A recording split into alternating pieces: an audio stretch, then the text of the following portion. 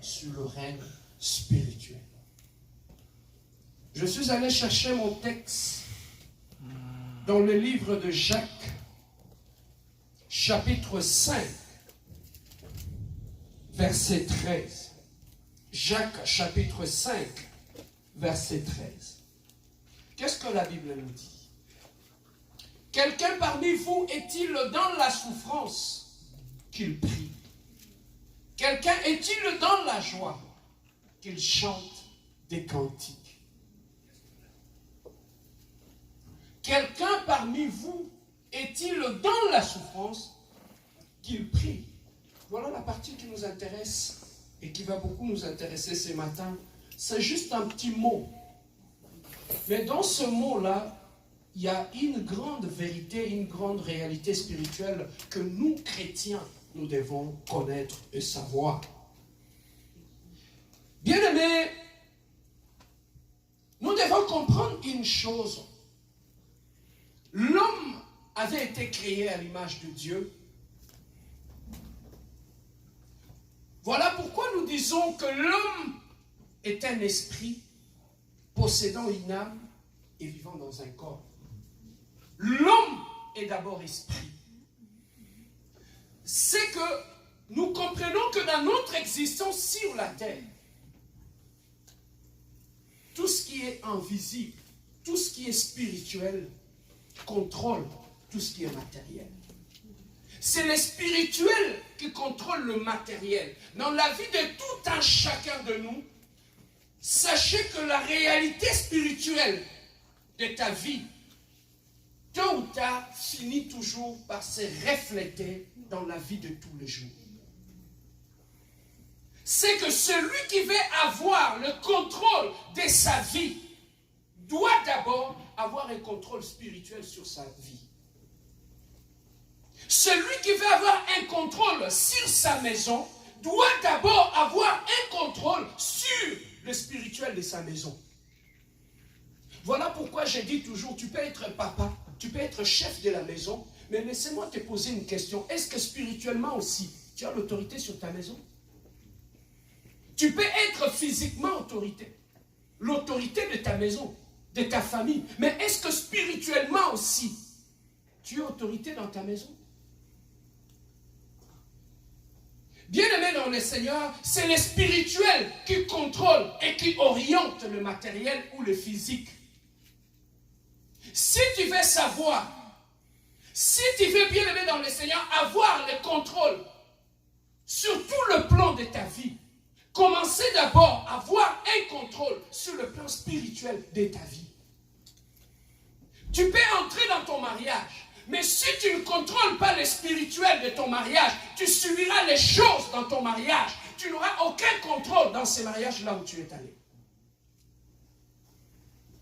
Alors, tu veux te marier? Connaître ta fiancée ou ton fiancé, c'est d'abord le connaître spirituellement. Parce que dans ta fiancée, dans ton fiancé, ce qui contrôle sa vie, c'est sa réalité spirituelle. Je peux avancer? Amen. Voilà pourquoi, bien-aimé dans le Seigneur, voilà pourquoi Dieu même, dans la prière de Jérémie, chapitre 33, verset 3, il nous dit, « Invoque-moi, je te répondrai, je te révélerai des choses qui sont... » C'est que dans la vie de l'homme, certaines choses ne sont pas visibles. Ils sont cachés. Dieu lui-même dit, pour que tu puisses connaître les choses qui sont cachées, moi étant un Dieu esprit, consulte-moi, je te dirai des choses qui se passent dans le règne spirituel de ta vie. C'est qu'il y a certaines choses dans ta vie que tu ne maîtrises pas. Mais pour le maîtriser, tu dois aller vers Dieu, qui connaît toutes choses, qui sonde toutes choses, qui te dira certaines réalités de ta vie. Certaines choses que tu vis aujourd'hui dans ta vie est tout simplement la conséquence de ce qui se passe dans le monde spirituel dans ta vie. Même la maman qui va à la maternité, quand elle donne naissance à un enfant, physiquement c'est un enfant, mais elle donne naissance à un esprit. Alors, Amen. Il donne naissance à un esprit. Voilà pourquoi, bien-aimé Seigneur, que ce soit la prospérité, que ce soit la bénédiction, tout ce qui se passe dans notre vie n'est que la conséquence de ce qui se passe dans le règne spirituel. Quelle est ton identité spirituelle? Ce que tu vis aujourd'hui est lié à ton identité spirituelle. Lorsque spirituellement tu es un esclave, même dans la vie physique, tu vas avoir le comportement d'un esclave. Un esclave n'a plus de volonté, un esclave subit ce que ses bourreaux lui ordonnent de faire. Voilà pourquoi dans ta vie, dans la vie de chaque personne, lorsque tu n'as pas le contrôle de ta vie, quelqu'un d'autre va le contrôler. Voilà pourquoi j'aime toujours le dire. Nous sommes dans un monde de domination, Yaya. Si tu ne domines pas, on va te dominer. Que ce soit dans ta famille, que ce soit. Pourquoi? Posez-vous la question. Pourquoi la Bible nous dit, en tout lieu où foulera votre plan d'autorité, Dieu nous donne cette autorité sur cette place-là. Pourquoi? Parce que là où tu règnes, là où tu es, si tu n'as pas eu l'autorité spirituelle de là où tu es, tu subiras les choses. Il dit, en tout lieu où tu mettras tes pieds, prie-moi que je te donne l'autorité de cet espace-là. Parce que si tu ne règnes pas là, tu subiras la réalité de cet environnement. Tu vois le Canada, Montréal ici, ce que nous voyons est physique. Mais ce qui contrôle la réalité de cette ville est spirituel. Je peux avancer? Lorsque Jésus-Christ est descendu de la barque, arrivé, lorsqu'il a mis le pied sur la terre, les démons qui étaient dans le fou de Gadara se sont précipités vers lui. Il a été accueilli, non pas par les gens de la ville d'abord, par les esprits qui régnaient dans cette ville. Quand tu es arrivé ici, qui t'ont accueilli? Voilà pourquoi la Bible dit, vous m'invoquerez et vous partirez. Pourquoi? Parce que tu ne peux pas partir sans invoquer Dieu. Le Dieu que tu invoques, c'est celui qui va te dévancer. C'est celui qui te donnera l'autorité sur le lieu là où tu es. Même dans la maison que tu occupes. N'entrez pas dans la maison, tu t'assois. Mais même la maison que tu occupes, la Bible nous dit, en tout lieu où foulera votre plante de pied, je vous donnerai cet endroit en autorité. Est-ce que là où tu habites, tu as déjà pris l'autorité de cet endroit? C'est toi qui contrôles cet endroit? Qu'est-ce qui te rassure que c'est toi qui as le contrôle de cet environnement? Tu as le contrôle de ta maison?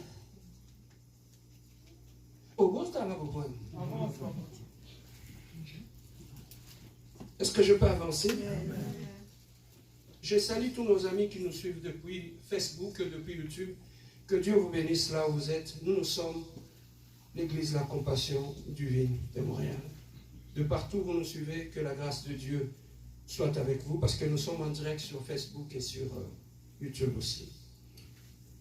Bien-aimé, on parle que si tu veux avoir le contrôle de ta vie, que tu arrêtes de pleurer, tu dois avoir le contrôle spirituel de ta vie. Beaucoup de parents, ils sont parents juste à la maison, physiquement, mais sur le plan spirituel, ils n'ont aucune autorité sur les enfants ou sur la maison.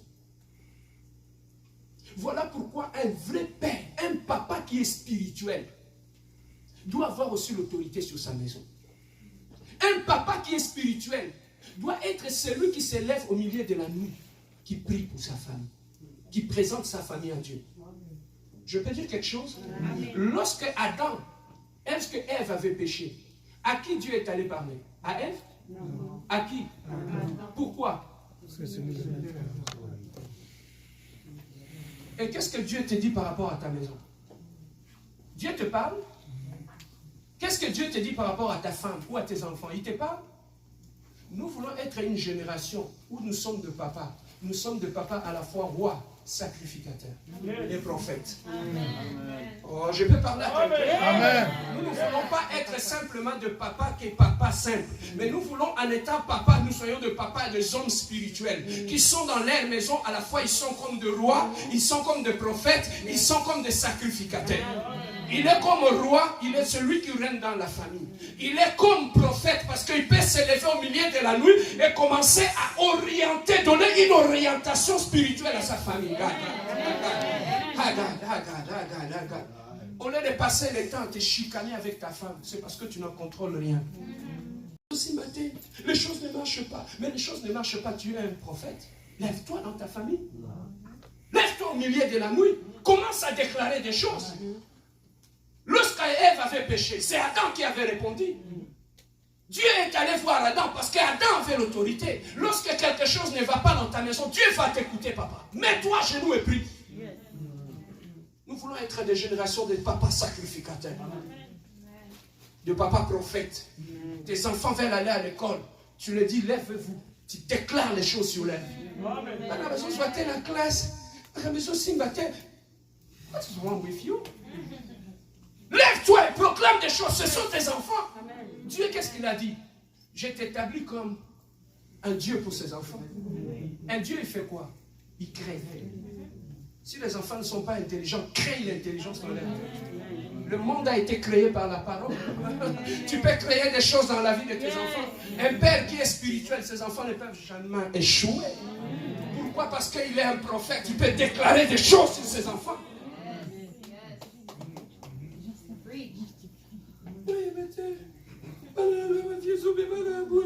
Mais lève-toi. Oh, tu es béni, toi qui as un papa qui a compris ces choses. Un papa qui te présente à Dieu, qui parle à Dieu de ta part. Je peux avancer. Est-ce que je parle à quelqu'un cet après-midi? Bien aimé, le spirituel contrôle le matériel. Qu'est-ce que Jacques... Envoie-moi le message. Il dit, quelqu'un parmi vous est-il dans... Qu'il fasse quoi? Ça, c'est la Bible qui nous dit. Si quelqu'un est dans la souffrance, qu'il fasse quoi? Qu'il prie. Si quelqu'un est dans la souffrance, qu'il prie. Il ne dit pas que si quelqu'un est dans la souffrance, qu'il pleure. Il ne dit pas que si quelqu'un est dans la souffrance, soit le Kangabandoki. Il dit que si quelqu'un est dans la souffrance, qu'il fasse quoi? Qu'il prie. Ce n'est plus le temps, lorsque tu es dans la souffrance, que tu fais asseoir tes parents. Maman, on a clarté. Bon, le va bien. Ce n'est plus ce temps-là. La Bible nous dit que si quelqu'un est dans la souffrance, qu'il fasse quoi? Qu'il prie. Pourquoi il dit la prière? C'est que la prière est la réponse à la souffrance. C'est que quand quelqu'un souffre dans sa vie, pour changer que ta souffrance puisse devenir le bonheur, tu dois faire quoi? Prier. Je peux avancer? Amen. Écoutez ceci. Tu peux être beau, comme le pasteur Serge. Viens chez la calvitie. Tu peux être élégant. Tu peux avoir le talent. Tu peux avoir le don. Tout cela n'est rien si tu ne pries pas. Amen. Tout cela ne vaut rien. Tu peux être une belle femme, intelligente, qui parle bien, avec des formes. Si tu ne pries pas, tu gênes. Ce qui donne de la valeur à ta beauté, à tes dons, à tes talents, c'est la prière. Voilà pourquoi moi dans ma vie, j'ai appris avant d'aller devant les images, je me rends d'abord devant celui qui contrôle les images. Avant de venir te rencontrer, je dois rencontrer celui qui te contrôle. Donc, il y a quelqu'un qui est marié là. Dans le couple, ça ne marche pas. Au lieu d'aller pleurer partout, mets-toi à genoux. Va consulter celui qui peut contrôler le cœur de ta femme.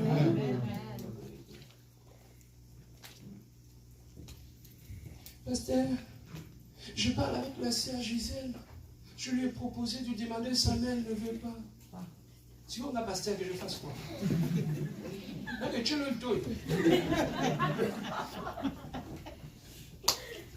Les frères, c'est compliqué. Maintenant, ils veulent que le pasteur influence.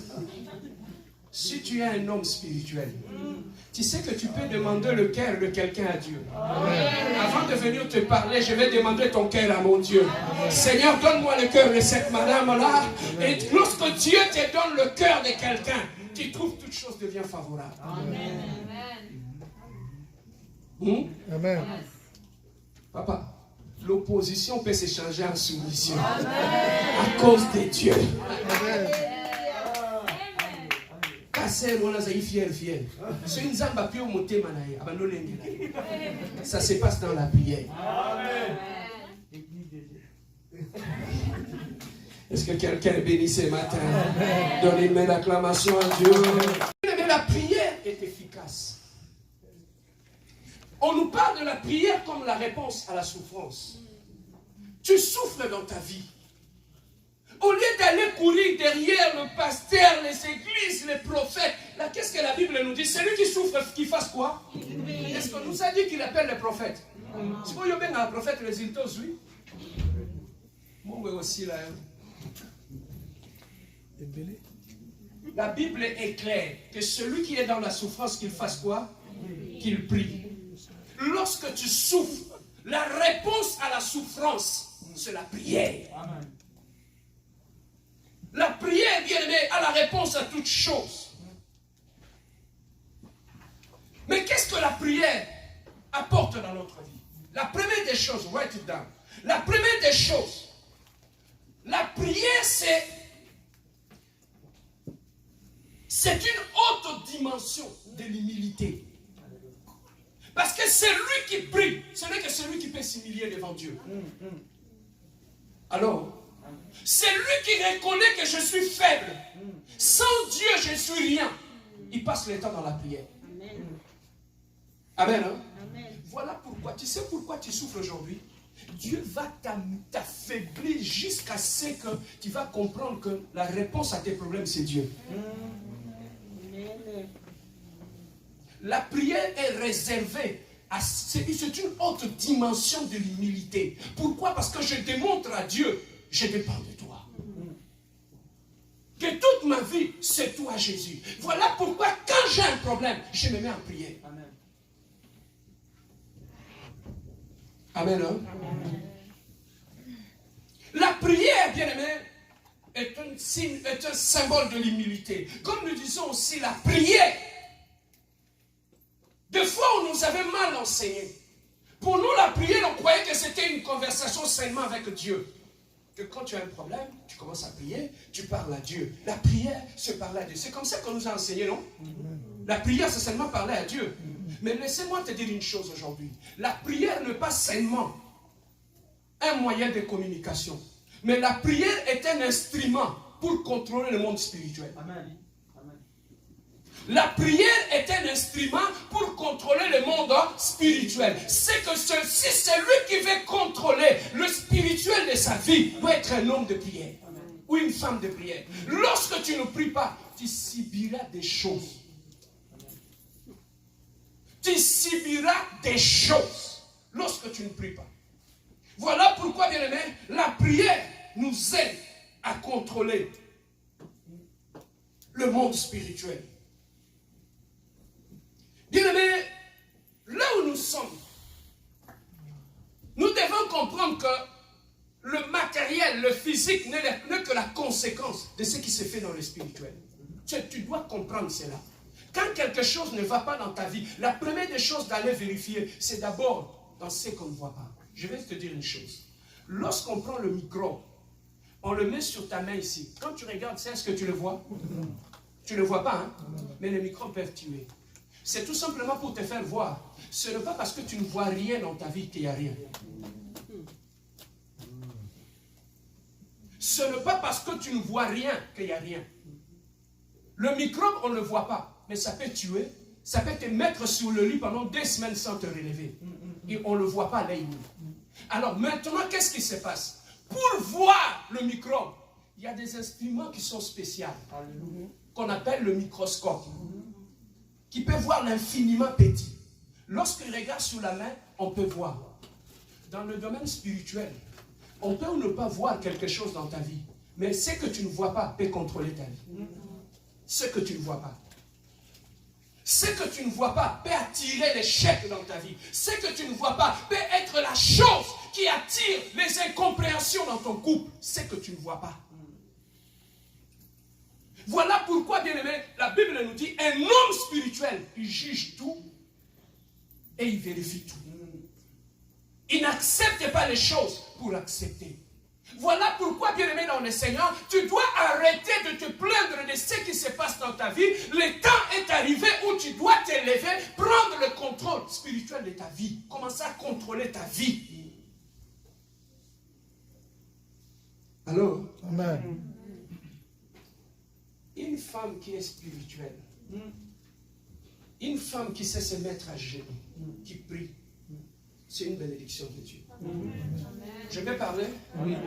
Les hommes, quand Dieu te donne une bonne femme, il a résolu au moins 80% de tes problèmes dans la vie. Hein? Amen. Si tu as eu une bonne femme, au moins tu as 80 problèmes déjà effacés dans ta vie. Mais maintenant le contraire. Toi-même tu as compris. Hein? Vite. Hein? Donc tu as juste le 20%, le reste là. Alors, maintenant, qu'est-ce qui se passe? Quand tu as une femme de prière, l'avantage c'est quoi? C'est qu'une femme, quand elle prie, elle peut monter dans le règne spirituel. Lorsque tu te réveilles le matin, il te fait ton linge, comme moi, ma femme me fait le linge chaque matin. On peut dire, moi c'est bien.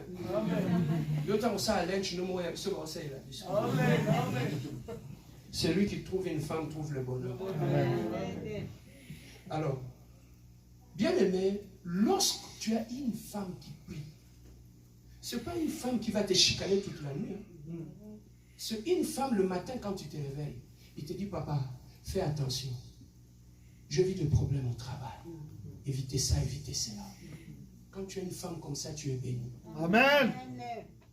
Une femme que le matin, quand elle se réveille, elle peut te donner la météo spirituelle de la journée. Amen. Il peut te dire, papa, fais attention ici, fais attention là-bas. Amen. Yoka Facebook. Tant balinga ba osam. Siko tant hotel manatongo olobela mbali mo.